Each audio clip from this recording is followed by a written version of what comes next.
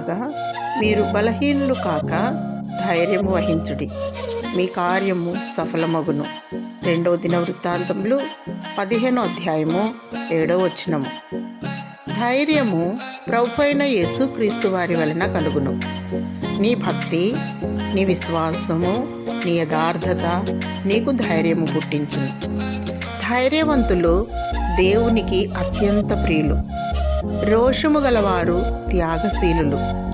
ఏమి ఉన్నా ఏమి లేకున్నా ఎటువంటి పరిస్థితుల్లోనైనా భూలోకంలో ప్రభువైన యేసుక్రీస్తు నామాన్ని ధరించుకొని యేసే క్రీస్తు అని ఒప్పుకొని వారు జయశీలులు.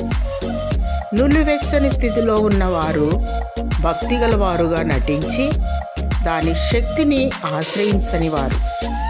పిరికి ఆత్మ కలిగి నిత్య నరకానికి వెళ్ళువారు. ధైర్యం కావాలని ఆశిస్తున్నావా? అయితే దేవుని స్తుతించుము, దివారాత్రులు ఆయన వాక్యమును ధ్యానించుము, మానక ప్రార్థించుము. ప్రభువైన యేసుక్రీస్తు పాదముల చెంత ఉత్తమమైన దానిని ఎన్నుకొని ఆయన సన్నిధిని అనుభవించుము.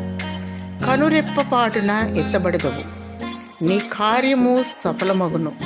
ప్రభువైన యేసుక్రీస్తు రానయ్యున్నాడు. సిద్ధపాటు కలిగి వేచియుండుము. దేవుడు నీకు ధైర్యము, ఆదరణ దయచేయునుగాక. ఆమేన్.